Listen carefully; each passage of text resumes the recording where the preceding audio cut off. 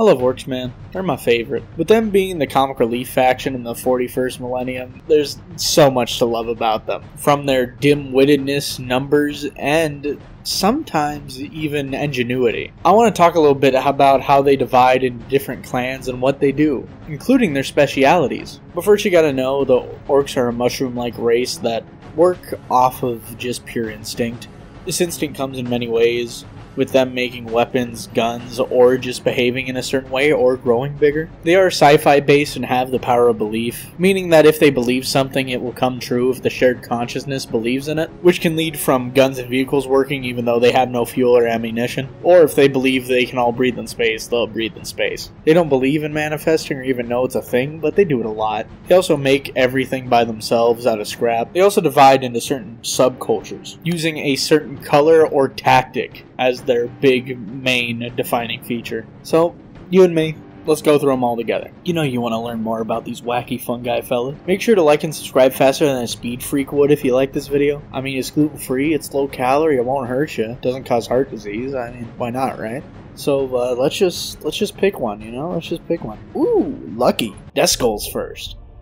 The DEATHSKULLS are constantly playing a mixture between Tarkov and Borderlands. All of them are equal opportunist looters, and are often found scavenging the battlefield, grabbing any shiny gubbins from friends and foe alike. They are outcast in larger orc society for stealing and being notorious cheapskates, with them most likely being bullied or mistrusted, and pick up anything that, and I quote, might come in handy later. With them looting Imperial military hardware and repurposing them for combat. Though their numbers are less plentiful than other clans, all of them have an innate intelligence, which is funnily wasted because their interest ping-pongs to the next shiny thing they see. Ooh, piece of scrap. Ooh, piece of scrap. Ooh, piece of scrap. They don blue paint, which is the luckiest color in our culture, which allows them to be better at scavenging on the battlefield and stealing. In tabletop, this translates as them being able to dodge some attacks. The largest DEATHSKULLS WoW was Planet Smasher. They just straight up stole a whole planet. Like, can't have anything in Detroit type of, they just stole the whole planet. They literally just took all the oceans and everything else. It's so funny. They just grabbed it all.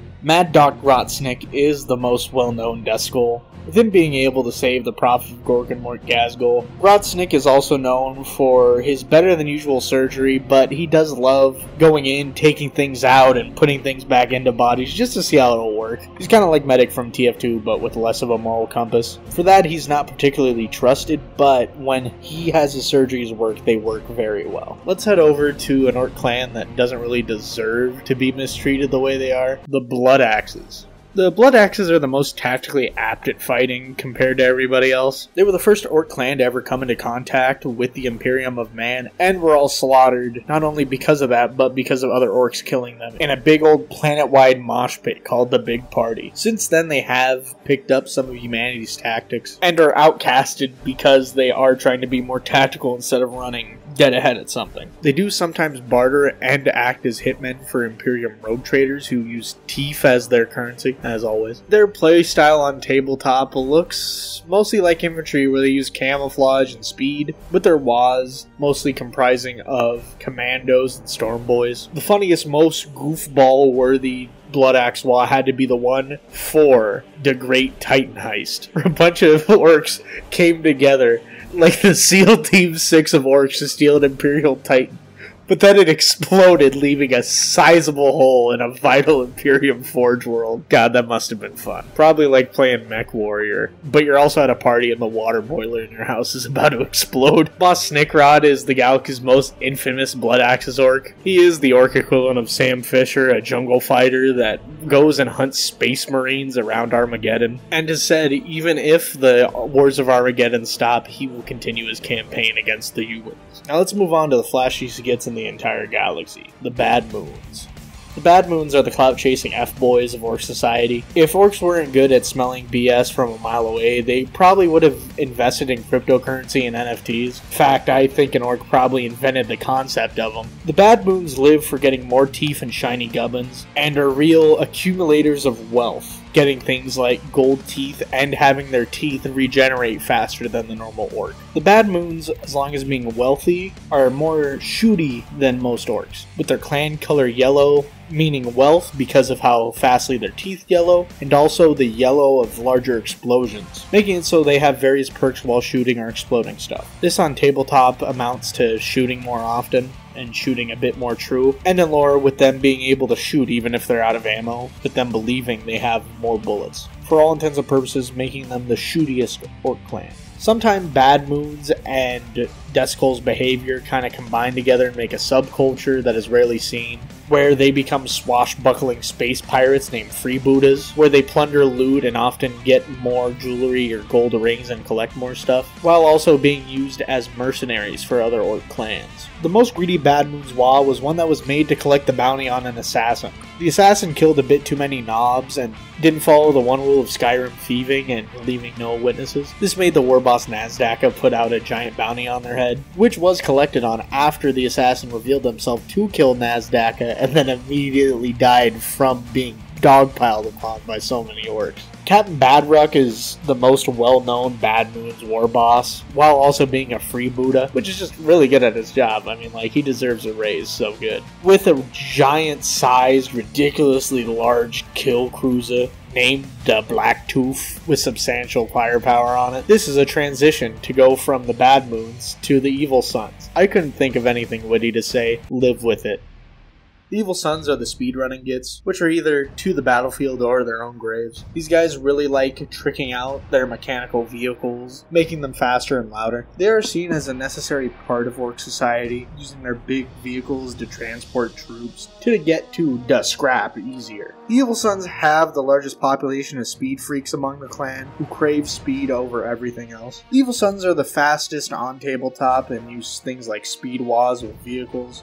They use vehicles like the Boondaka Snaz Wagon or the Deathkiller Wartrike. Most of the army uses abilities on tabletop to gain a bit more movement speed than everybody else, moving maybe 18 inches per turn if you do use all the abilities. In some iterations of the game, a speed wall would actually just completely decimate any army in about 2 turns, making them absolute menaces. The most notorious war boss leads the most competent war band, and that's under Grand War Boss Shaz Frag, who led a speed wall hunting space marines around the planet, constantly going around in circles, as ordered by Ghazghkull himself. What a proper killy wall. Enough about these speed freaks. How about the big bullying brutes, the Goffs? Goffs are perhaps the truest orcs. I mean, don't crucify me for that, but their lifestyle only fits to further the orc need for battle. These orcs are bigger and badder, while being the largest, most widespread clan in the Milky Way galaxy. They do have a need for battle above all else and excel at it compared to other clans. They are particularly amazing at melee combat, and prefer to get up close and personal, smacking anybody in their way. They can re-roll a melee hit and attack twice if they roll particularly good on tabletop, using mostly horde melee units, with their color being black and making them larger and harder. The biggest wall is manned by the most notable war boss in all of Orkkind, Ghazghkull Magurk Thraka, the Prophet of Gork and Mork. I have talked about him a lot in a lot of videos already, and even this video. He's an amazing battle tactician for an orc. He's cool. He's just cool. Into the mouth. Nice. I'm done talking about sci-fi. How about we talk about some more throwback orcs? Snakebites are the backwoods hillbilly clan compared to all the other ones. Like they're literally just fantasy orcs, basically. It's so funny. They're just fantasy orcs. They use choppas and other melee weapons instead of relying on nice technological advancements, and instead use fierce beasts and grots. They carry venomous creatures with them to prove themselves in a ritual to enter the tribe, where they suck the poison out of a serpent to prove they are worthy. Pretty hardcore, but I mean, they're orcs, so who cares? They are basically feral orcs, which are described as what the snakebites are, but a little bit more feral, which is weird because they understand technology but denounce it. The snakebites are a bit more nomadic than most clans, wear hair squigs more often and have earth tones as their colors. Snakebites use mostly squigs and squiggoths in battle, and funnily enough, usually only grots are the ones that are given guns, since they are passed by larger orcs for clubs and axes, leaving the little guys with the scraps, making it so they they use stuff like beast snagas and kill rigs in combat for the most part. The Worm Killer tribe is the largest snakebite tribe, and has become battle-hardened against the Tyranids, where they collect the bodies as trophies. Both the Tyranids and the Orks work together in symbiosis, ever evolving and fighting with the Worm Killer tribe, spreading Tyranids to other planets so the Worm Killer tribe could hunt and kill them too. But when I think about them, all I can think of is a shipment lobby in Call of Duty where everybody's just gunning each other down, fast-paced. Zogrod Wartsnaga was a failed war boss that found out how to create Gretchen who were smarter than the average goblin-like creature, called a super runt.